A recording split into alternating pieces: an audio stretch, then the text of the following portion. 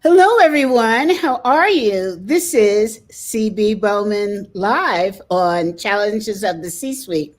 And everyone, you'll have to forgive me if I sneeze and sniffle today because the Colorado fires are affecting our beautiful air here. So forgive me if I do human being things. So with that said, I want to introduce one of my more famous guests, Jordan Goldrich. Jordan, I must have full disclosure, is a member of my organization called the Association of Corporate Executive Coaches. And Jordan is a master coach. So I'm so excited to have him here. He's also a great author, just released a fabulous book, which we'll talk about. But I wanted to find out, let the audience know a little bit about yourself, Jordan. And I know you're the wrong person to ask. I really should be asking Deborah, your wife, because not right now. Not how she was upset with me a little while ago. So do tell. What did you do wrong? This is just a fireside chat, a sofa chat between. Yeah. So I have this tendency to, after I'm done washing my hands in the bathroom, I have this tendency to not shut the faucet off completely. And so it dribbles. And Deborah is a highly environmental. She's a highly environmental person. And it drives her crazy when I waste water. Well, not to also mention your water bill goes up, right? This is true. Yeah. So maybe she has to put that in terms of not the environment, but in terms of your bank account.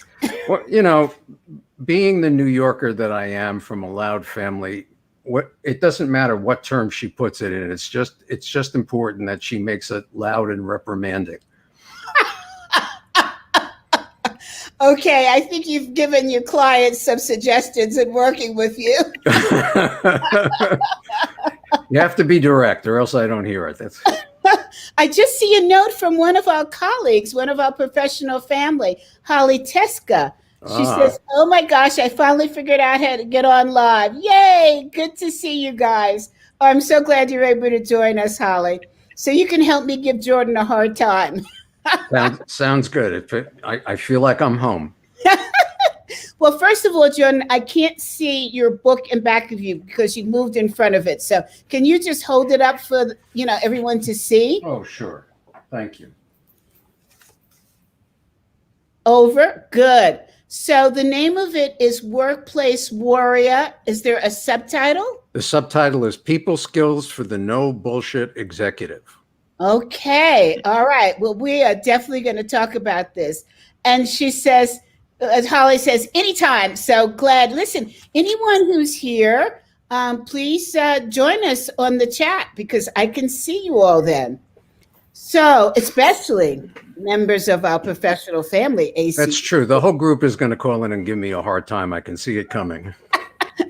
Well, we call it family for a good reason, right? This is true. This is true.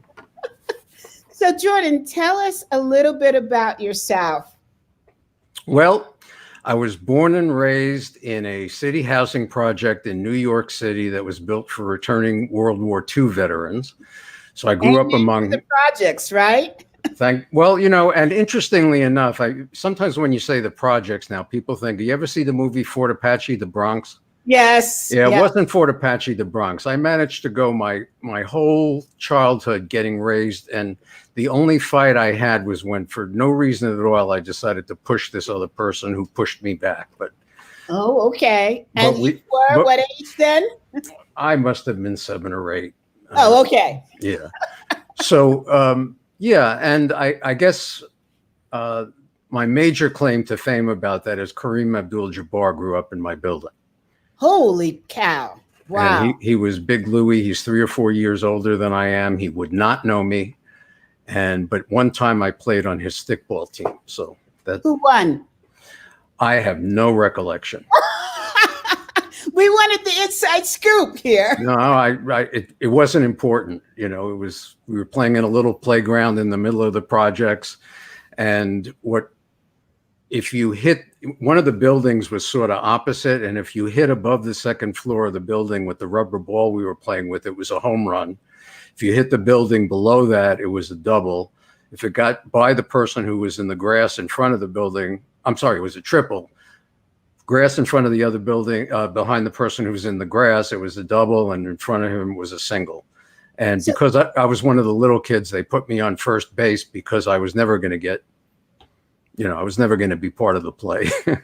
Well, this reminds me of that commercial, and I don't remember, two basketball players are in it, and so one hits it in the thing, that circle thing, and then the other one says, "I could do better," and he hits it over the building, and the other one says, "I could do better," and it just keeps getting farther and farther away. Absolutely. So, okay, so tell us, other than the projects, tell us a little bit more. Give us some juicy stuff. All right. So I grew up in a very loud New York family that was loud by even New York standards. And I don't know, juicy stuff. We were all crazy. I mean, part of my goal in life is to end the craziness. So a lot of yelling at each other. I remember coming down the hall one night with my friend, and I lived on the 9th floor, and we're walking down the hall, and he says, "I don't think we should go in." I said, "Why not?" He said, "Because your parents are fighting." And I could hear them. My mother's going, "Howard." And my father's yelling back, "Nah, they're talking to each other." That sounds like my husband's family. So I don't know that it's special for a Jewish family. I hear this about all families. It's real ethnic. I mean, the Irish Catholic families, the Italian families, the Black families, everybody in the projects was loud with each other. So yeah, is the way. I think it's ethnic. Yeah, and you know what? It was all done with a loving spirit, and it got all the angst out, right? Right. Well, It was just how we talked to each other. Yeah. It didn't seem until I moved to St. Louis and I started getting feedback about, how obnoxious I am. It was just cultural. That's all I can tell you. I was just talking the language that everybody else talked.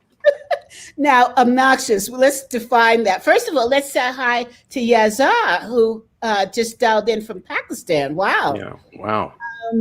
Okay. Obnoxious. Define obnoxious, because we always think of as obnoxious as people we don't want to be around. Well, that's a word that I use. I was not called obnoxious. I certainly was experienced as abrasive, and certainly in St. Louis. And then when I became the chief operating officer of a little healthcare company out here, I got feedback that I was experienced as tactless and undiplomatic. And I never got feedback that I was a bully, but it's possible they just didn't want to tell me that, because people who are bullies often don't get bullied. But I don't think I was, but I certainly know that I was experienced as tactless and disrespectful. So let me ask you, do you think that you would have been experienced the same if you displayed the same behavior in New York? Well, my friends in New York, and when I go back there, they think I've lost my edge. Messages. Sorry, that's my computer talking. They think I've lost my edge, but yes, I do. I think my family was, as I said, my family was loud and direct, even by New York standards. So, but I would have gotten less reaction, I think, in New York than in other places. So let me ask you, can you give us a specific situation where you were perceived as loud and obnoxious or what have you, and then give us that same scenario in the new you? Oh my gosh. Calm down. I'd like to ask the tough questions. So it's going to be a little hard for me to come up with an actual scenario, but let me give you a suggestion or a general example.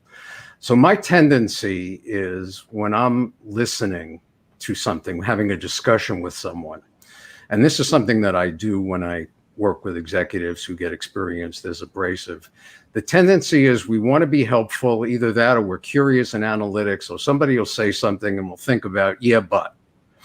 And so the feedback I've gotten from you at times, as a matter of fact. I plead innocent. Okay. Is that rather than doing that, is to say something like, is to, first of all, listen for what's right in what they're saying, what's admirable in what they're saying. And what the piece that I've come up with myself is to, when I have a different opinion or a different perspective, to say something like, I wouldn't be doing my job supporting you if I didn't let you know I have another opinion. Do you want to hear it? And so I do a lot of asking for permission before I tell people that I have another view of what they're telling me. And also in my family, nobody ever asked whether or not you wanted feedback at all. Oh. So no, I don't think that was a tradition. No, you know what you should do, Jordan? Yes. So, exactly. so I have that wired in my brain as well. So even when I'm coaching, but certainly socially and in networking and all of that, I have really learned to say, how can I be helpful, or would you like to hear another perspective? I ask permission. There's a variety of ways to do it, but I've really, and I would say that I've been practicing it now for 20 years since I got fired. And which is another good story. Yes. But and I'd say I'm about 98% there. Although, as you know from the meeting I was in the other day with you on the association, and you suggested to me that I be a little bit less direct with my alternative perspectives. And I must say, being a New Yorker, CB, or an East Coaster, CB, you were extremely direct with me about that. You didn't ask me whether I wanted any feedback. Well, that's not being an East Coaster. That's taking advantage of a friendship. Okay. And, so I have to tell you, Jordan, whenever you say to me, CB, I wouldn't be doing my job, I think, oh, shit. Oh, excuse me. Here he comes. Oh, my God, I've got to listen to this again. He may be wrong, but I have to listen to the whole thing to see if there's any nuggets of, yeah, okay, he's right. Yeah. And so I do practice what I preach sometimes. Sometimes. Well, and you've also told me to stop it and just tell you. So yeah, let's get to the point. Get to the point and stop all of this polite stuff. Well, that comes from New York to New York. You Right. have that permission, right? So wait, Jordan, we have a question. I don't know that it's really related, but it's from Yazar. He says, Jordan, how did you find both of your roles as a COO and then as a coach? Which role do you prefer, COO or coach? Thank you for asking. That's a great question. Right at the moment, I much prefer coach. Back in those days, I was climbing up the ladder. I was working for an employee assistance program in St. Louis where I was the director. I can't even remember what I was the director of, what the title was, but it was a national organization, and I was in charge of the clinicians who did coaching, who did clinical work for the EAP. And it was a big deal to me to be an executive. So, my ego was wanting to drive up the ladder. So when I got an opportunity to move out to San Diego from St. Louis, to be the chief operations officer of this little EAP, 4 employees who reported to me. I reported to the owners, and there was a CFO who reported to the owners. That was a big deal to be called COO. Right now, I love being an executive coach and would not want to have the stress and pain of being in a operations position again. Yeah, is this because of COVID or? Oh, no. This is a decision I made 3 or 4 years ago that I really, it took me a long time to figure out what really provides satisfaction for me as a human being.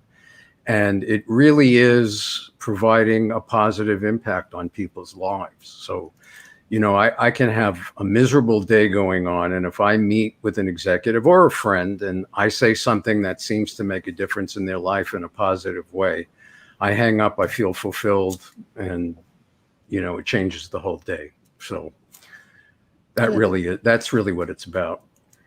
So Holly says, Jordan, I'm glad I met the current you. You are a kind, diplomatic leader and coach. Oh, she's so sweet. I could tell who's your bestie. Well, Holly's also on the East Coast, remember? Oh, that's true. That's true. And Holly is a wonderful, tough broad. I adore her. Yeah. Mm-hmm. And I couldn't say that. No, you couldn't. But you know what? I'm always on the edge of what I say because I feel like I'm old enough. I've earned the right to say it. Absolutely. Absolutely.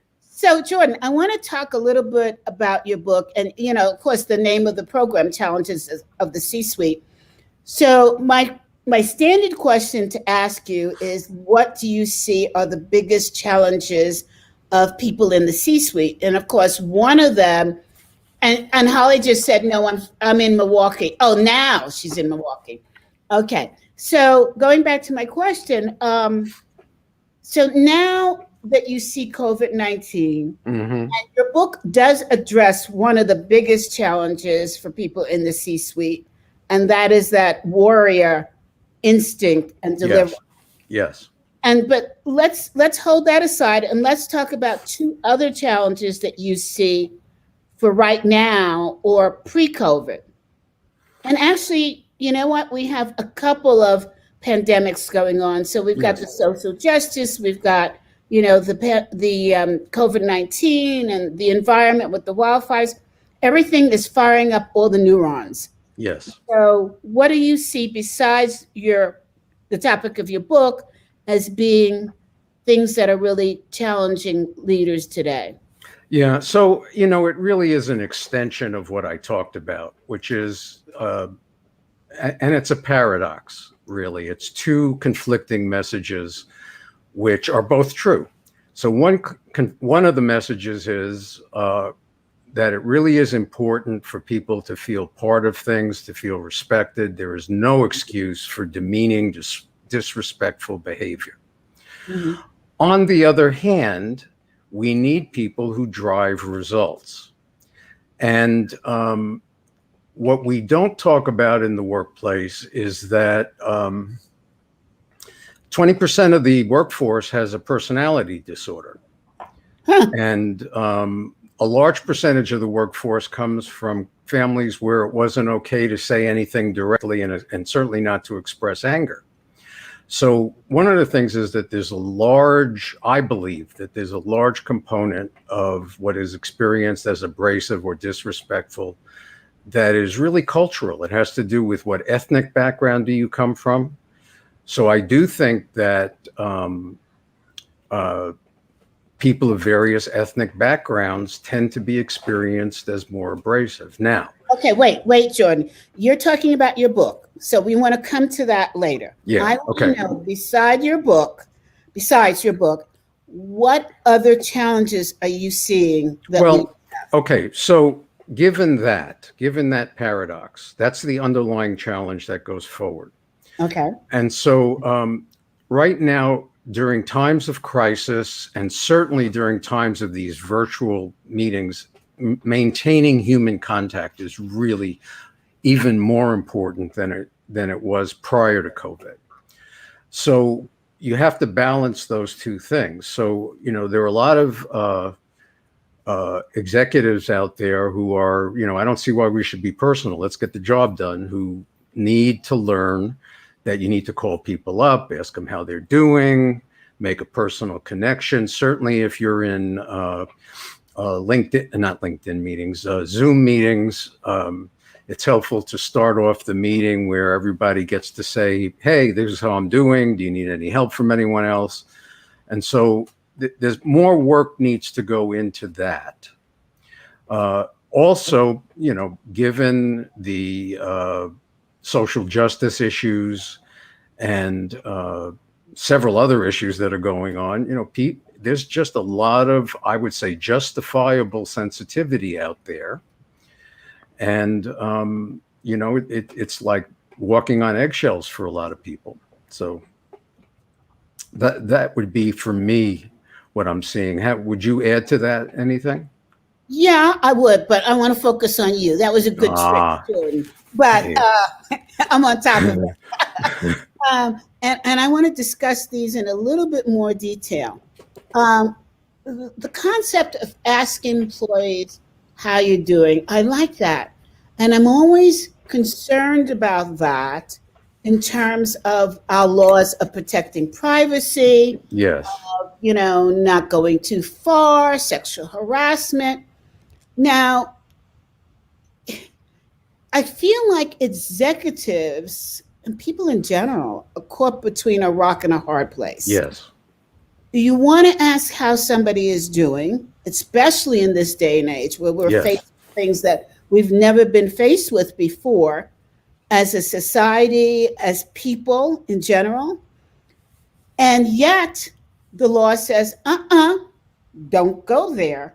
So, and I know I've talked to that about this before. The other thing is now Zoom allows you to take a personal look into the lives of how people live Yes.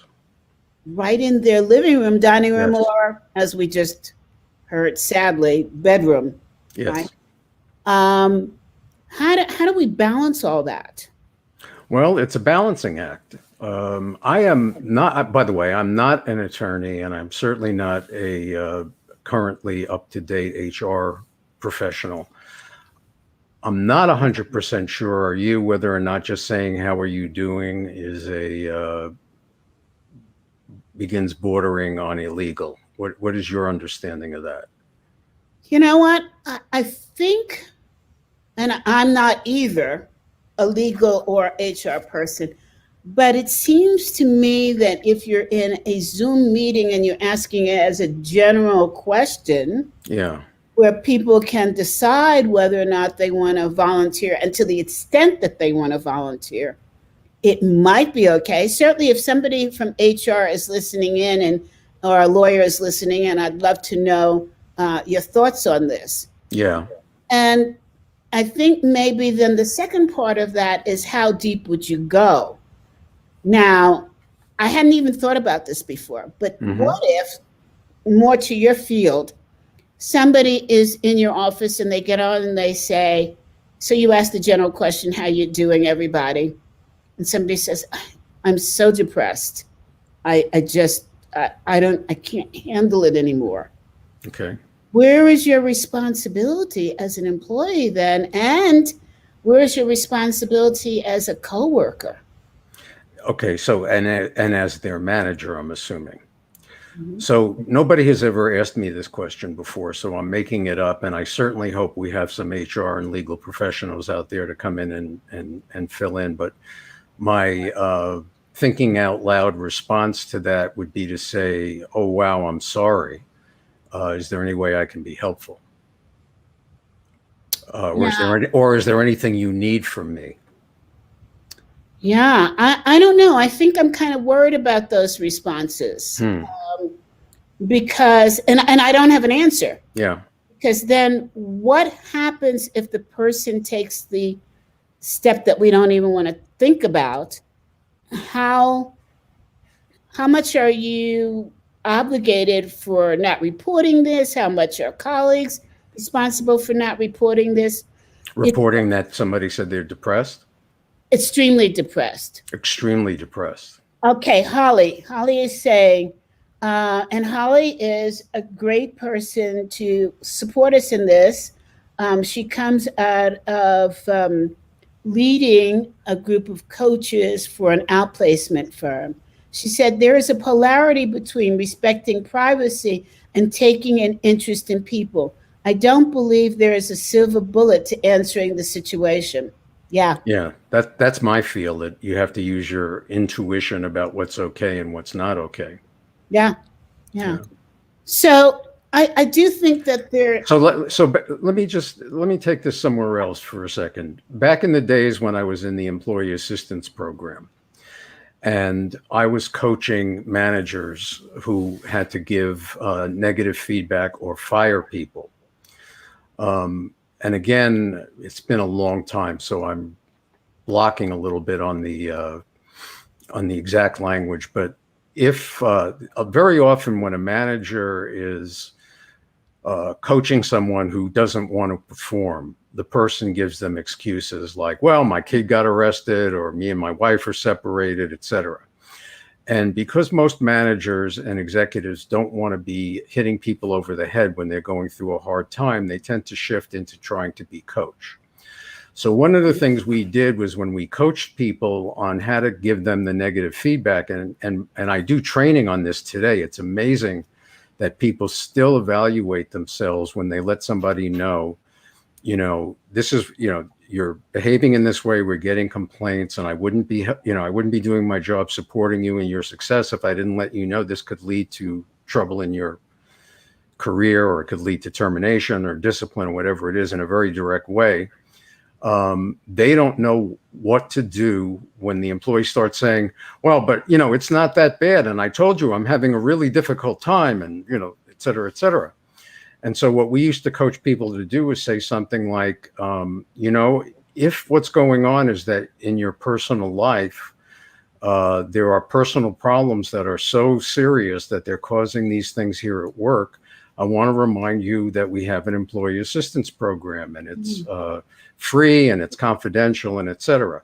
If you don't have an employee assistance program, they could say, we have a healthcare program. Maybe you should seek some counseling.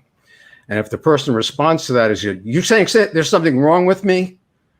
The reaction to that would be something like, no, you've let me know that you've had a personal problem. I'm concerned about you. I just want to let you know there's resources, but I'm not your coach. I don't want to get in, that kind of conversation.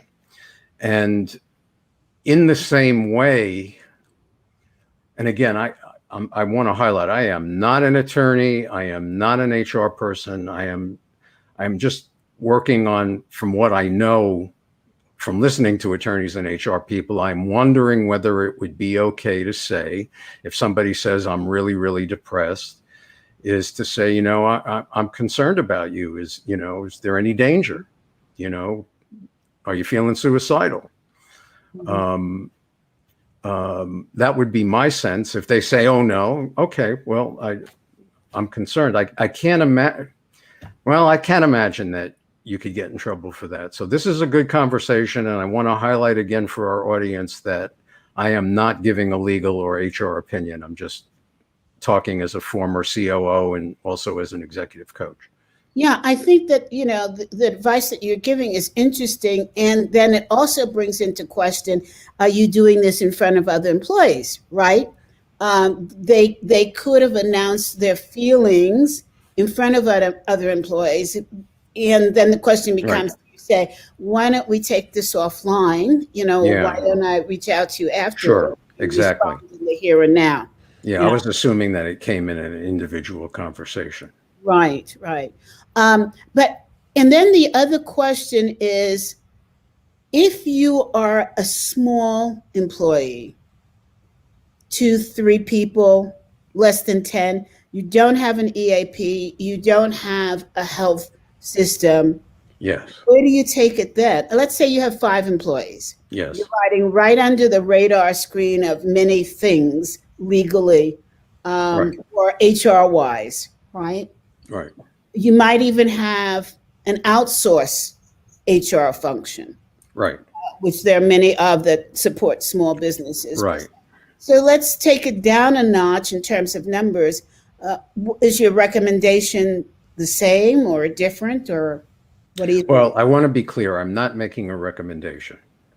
Mm-hmm. I am not in a position to do that. I am really thinking with you out loud.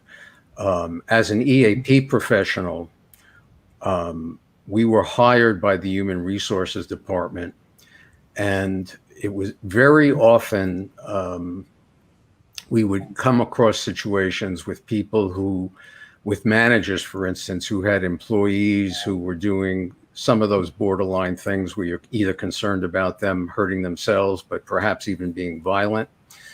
And a whole variety of other things about you're just concerned about them. So I have about 15 years of experience consulting with HR in the company, often anonymously, about this is the situation I'm getting. How would you like me to handle that? So, to some degree, my responses are informed by that. However, I want to again say that's been a long time since I've done that. I am not a current HR professional and I am not an attorney. So you're getting my sense here, and for what that's worth. I'm such a little devil. I took you down a line that, we didn't see coming. But, at the same time. It's a good conversation, though. Conversation. And I love having these, let's sit in the living room kind of conversations, because I think they're more meaningful than planned script. We're talking about real life here. Yes. And a young lady writes in, Dana, I believe is how you pronounce her name. And she says, in some industries, financial sector, EAPs are standard. I think it's a necessary corporate social responsibility to offer those outsourced services. I wonder about cost.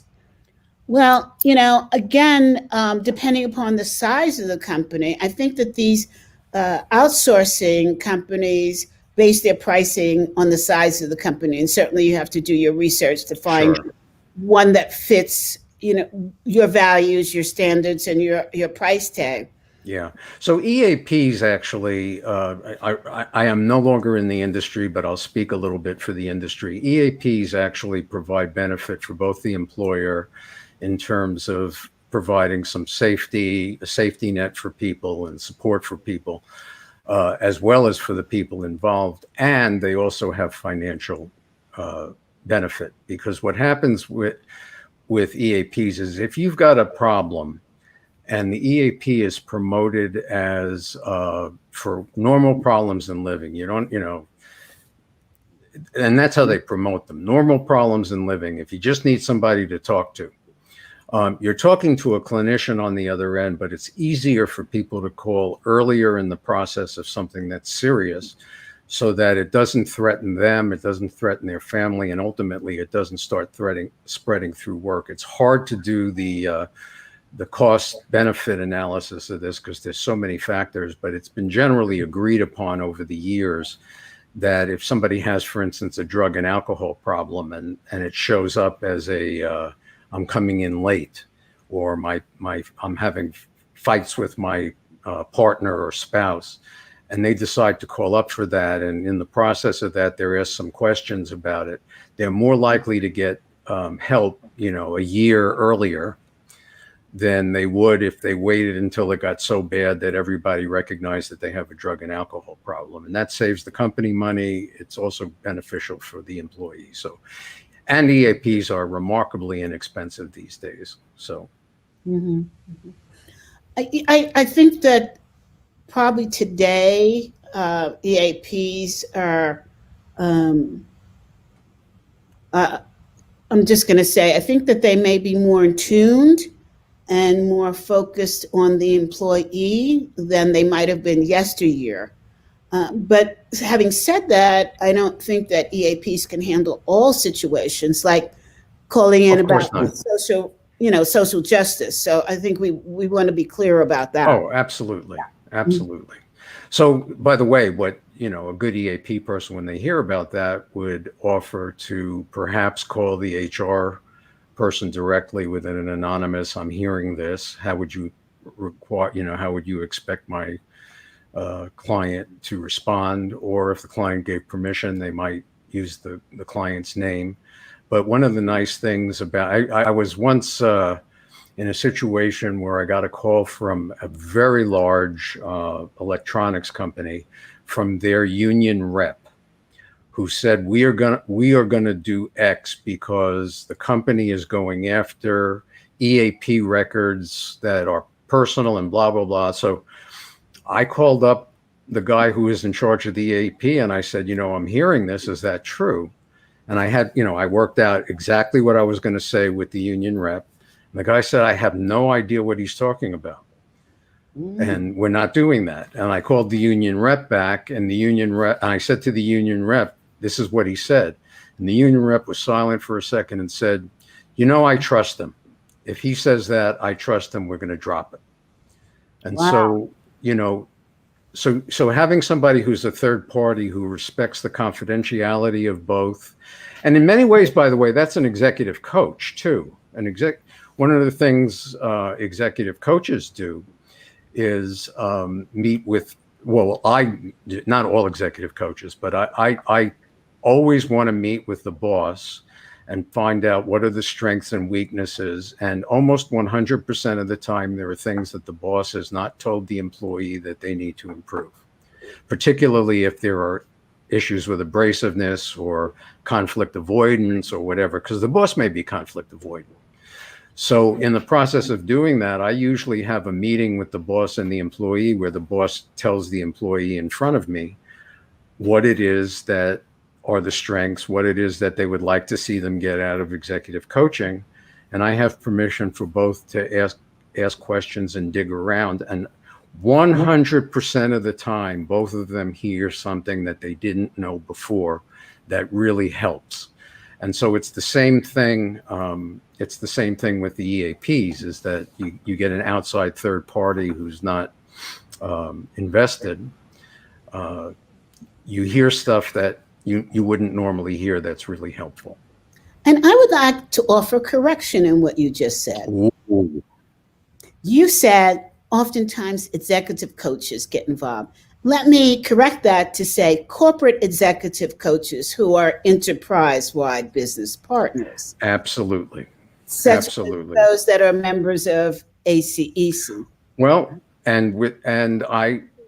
that is why my primary reason why I am a member of ACEC is that I think, I forget how we met, CB, but I remember that conversation. I heard about the Association of Corporate Executive Coaches, and I called you up, and I expected a 15-minute conversation, and we went on for an hour and a half about theories about executive coaching.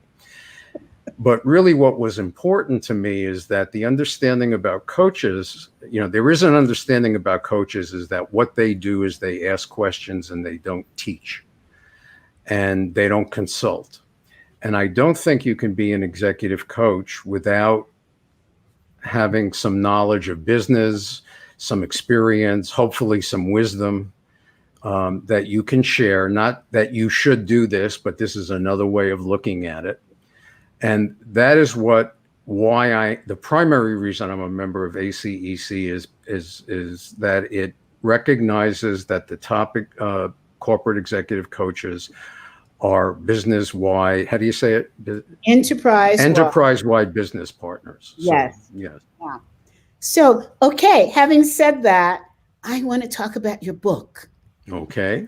What inspired you to talk about it? I know that you have corrected me many times because I use the term bullies and aggressive leaders, and yes. You have a completely different perspective, which I thought was totally BS. But I've come to respect it. I just want our audience to know that I've had the opportunity to spend some time socially with CB, and that's how she talks. That's what you get. A little bit worse, actually, when we're not on camera. So, look, you know what? I must confess, my values. I wear them on my sleeve, and I talk straight from the heart, and There's no bullshit. So, let me challenge you on why that's BS. So, there are people who would be offended by what you just said to me. Yeah, because they come from a culture. We're just talking. Yeah. And I think that is one of the key points in the book, that it's partly cultural. Now, that doesn't excuse it. If you are an executive leader, your job is to manage the whole function and to move the whole function forward. Well, and if they speak a different language than you better learn how to speak their language, because your job is to lead. I think it was Gandhi who said something along the lines of, wait a minute, there go the people. I need to get in front of them, for I am their leader. So But it's going back to what we talked about before. It's being an enterprise-wide business Yeah. part. So you have to learn different languages. And I'm not talking about the difference between French or Spanish or Italian. I'm talking about the different languages of the person you're going to communicate with. Mm-hmm. The audience, I've just let you in on the behind the scenes of how I communicate to Jordan. Because we're similar folk, Yes. Yes. So what I'd like to do, if it's okay with you. Oh God, what? There we go. What I'd like to do is really talk about what I think is the fundamental issue in the book that I cover, which is that most of the people who I meet who are abrasive, and by the way, including me, when I essentially I am not abrasive. I'm direct. Yes, you are, and you are loving and kind. Yes. So most of the people who are experienced as abrasive do not want to hurt people. Mm-hmm. Their abrasiveness is either because of culture, they grew up in a loud family, they just say stuff, or their abrasiveness is because they're scientists and they're not really good social people, and they're just into solving the puzzle. But one of the key reasons they're abrasive is that their self-esteem is so attached to winning, to serving, and to achieving that when the people around them don't measure up, they feel personally attacked. And wait now. Are you saying that all competitive people are abrasive? I am not, but I think they tend to be more abrasive than most. Yes. Okay. So I think it's possible for a competitive person not to be abrasive, particularly if they got raised in one of those families where you never expressed it. However, my experience is that, there's a piece of it that's competitive, which is winning. The achievement piece, the achieving great things is, so I'm coaching in the past, a chief medical officer who was accused of being abrasive, who was very frustrated with the people around him because they weren't following procedure and they were doing things without running it by him so that they could shortcut, etc. And he knew he came from an abrasive background, so he was trying to be nice, and he would argue with them, and not argue, discuss with them why we should look at it differently. And ultimately, we talked about who's got ultimately the exposure here. You're the chief medical officer. And so, when he shifted to, I hear you, but I have the exposure, the conversation changed. But basically, he was not trying to hurt people, and people were really offended by him. And it was really how the language he was using and how he was talking about it. So he simultaneously cared about people, but he cared more about the end result for the patients that they were trying to cure. He was into serving and achieving great things. For him, it was not about winning. He did not care. He did not need any money. He was about making a difference in the world. One of the things I've noticed is that I've worked with a number of nonprofit leaders who want to serve various populations out there, and they tend to be very, very abrupt with their staff at times, because their staff isn't, what do you mean you want more money? You're not here to make money. You're here to serve those people and to ease their suffering. And you get that kind of response from somebody who's committed to suffering. So my experience is most of the time it's a reaction to what it is that they are committed to and what their self-esteem is based on. And they often experience it as being asked to be politically correct, overly polite, and essentially inauthentic to change their language. But wait, let me challenge you on something. And sure. I love Holly's response. She goes, "CB, you're a tough old broad just like me." But I'm going to take out the word old. So these aggressive leaders, and particularly the medical doctor you talked about. So the objection was not following the process and procedures that he outlined that he felt really took care of the patients. Right. But what if they didn't follow the process and procedures and they were more successful? What would the response look like? I guess that's an interesting question, but if you're not following research procedures and there's danger that the FDA isn't going to approve your medication because of it, that's the job of that person to make sure that we're complying with what's required. Okay, let's take it out of the medical field. If that is a trait of somebody who's aggressive, that they want to see the situation be successful. Again, it's not that they're aggressive, it's that they're experienced as aggressive because... See, I think that's where you and I differ. This word experience to me provides an excuse for the behavior. So tell me how I'm wrong on that. Well, the way you're wrong on it is that, let's look at the way you're wrong on that is that you and I talk to each other like that and don't experience each other as abrasive. And if you're working in a construction group, you can use language and talk to people in a way that's just fine with them most of the time. But you would never get away with in a nonprofit that's serving, disabled children. Or in a medical facility.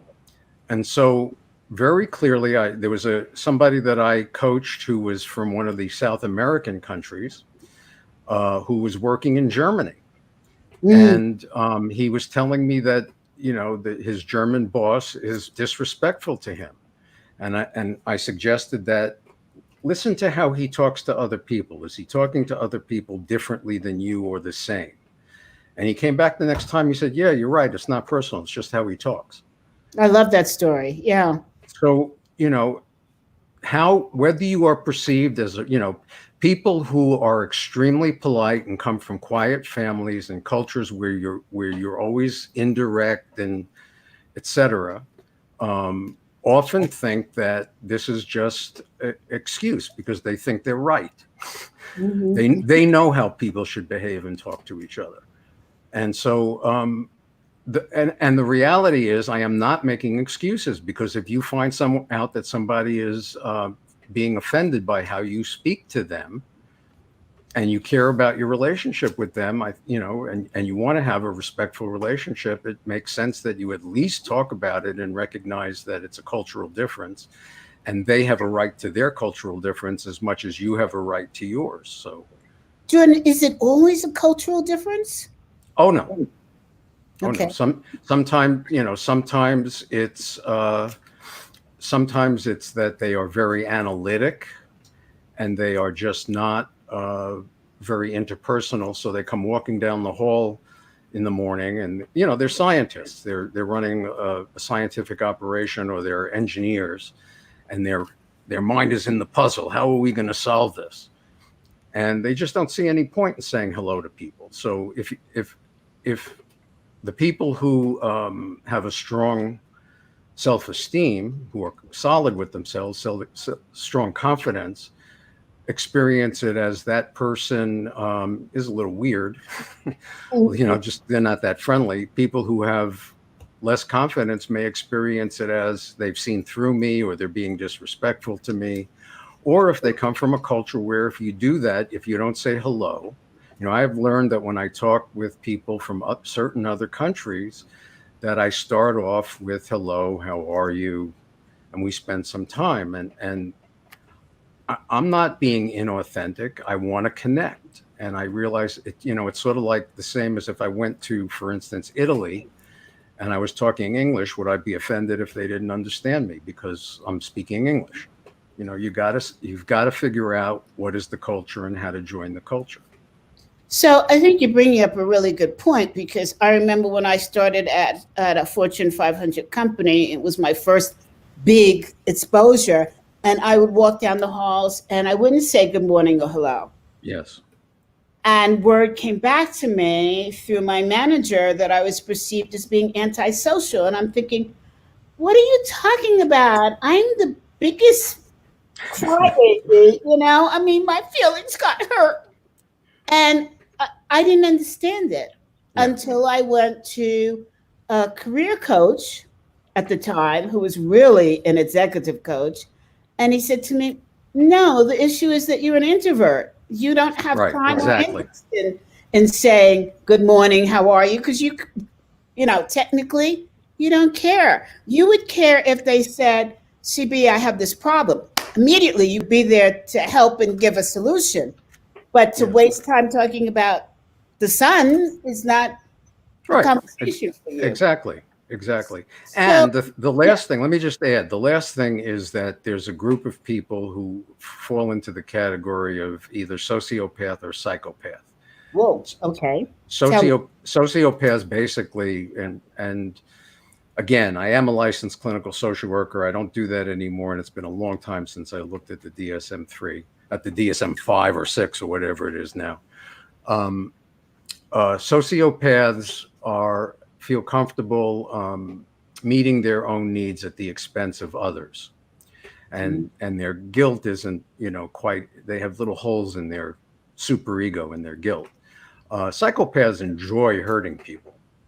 So there is some percentage of people out there who enjoy hurting people. And I've done some informal surveys of executive coaches.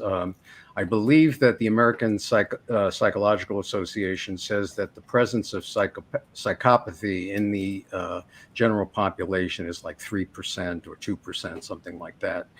Most of my executive coaching people think that it's somewhere in the 10 to 15% in the executive suite, maybe 20%, but still, it's still a minor part of what you see. And so, but one of the big issues is in terms of being a coach with somebody is, do they have any intrinsic motivation to change? If they take enough enjoyment out of making people feel bad and demeaning them and all of that, and there is no part of them that says, this is really the wrong thing to do. I need to manage that impulse and build another one. There is no point in doing any coaching because it ain't going to work. So your book, really, to be clear to everybody, does not address this population. No, it's not written for that population. Okay, so that's an important distinction, because I don't know. I think those numbers are higher, Jordan. And we could get into a great conversation because then you can bring in the concept of race. Yes. Is the psychopath behavior more prominent when race is at stake, right? Okay. Or is it what you're talking about, which is somebody who just wants to see good results, who may not know how to deliver the requirements to get to the good results? Sure. Right? So, again, I'm thinking out loud here, and I am not making recommendations and talking as an expert. Okay, enough with the we're having a conversation. I just want to be clear. We're having a conversation. So I think that if you are an abrasive personality and not a psychopathic personality, it is possible that you have some biases about race, that et cetera. It's also possible that you might be just from one of those loud families that the person who your communication is directed to, who experiences about race, is misunderstanding your intention.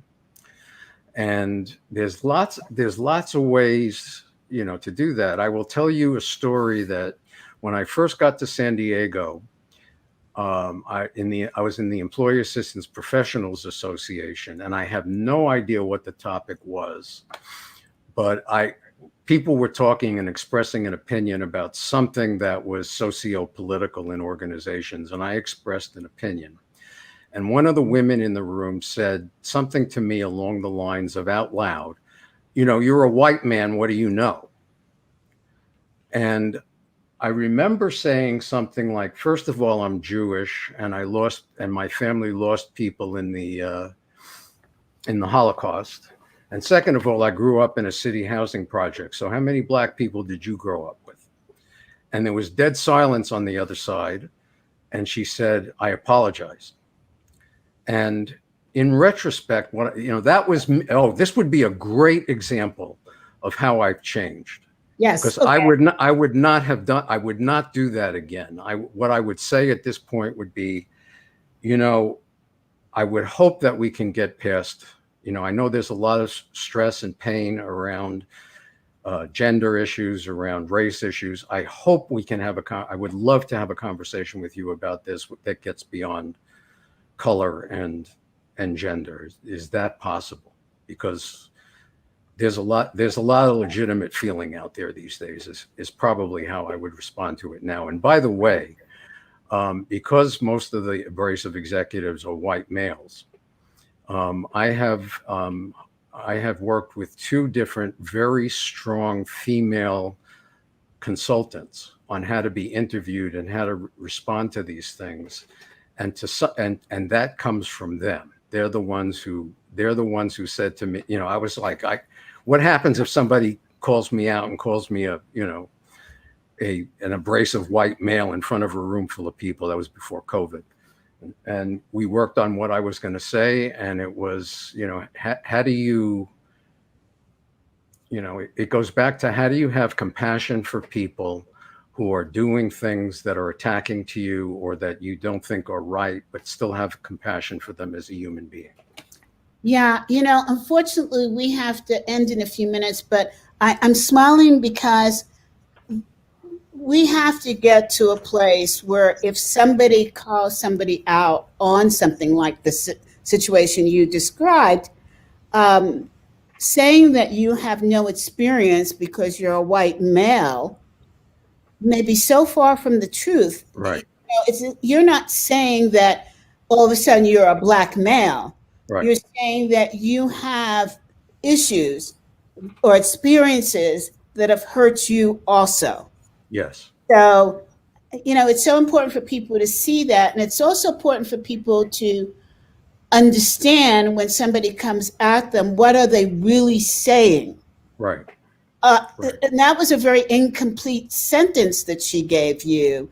What is she comparing you to, and what is her experience of you, and what is her personal experience? Right. And I got triggered, and I got defensive and did what abrasive people do when their self-esteem is hurt. You know what? I mean, I think many people would be triggered because if you're coming at somebody in a abrasive way, as she did, well, then it leads to triggering on both sides, right? Exactly. Exactly. And so that's what my new project, Workplace Racial Equality, is about, because we have to understand more about triggers. Yes. And I don't mean it from a career sense. I mean it from what's inside, and what do we say to each other that triggers a fire when we could, in fact, say the same thing and get more information and get to meeting resolve. Right. If we just learn how to say, this has been my experience, I want to hear what your experience is, and maybe there's some place in the middle that we can connect. Yes. I agree. I completely agree. That's where we need to get. And with that, I want to thank you, Jordan, for writing your book. I want to thank you for exposing me to something that I originally thought was bullshit.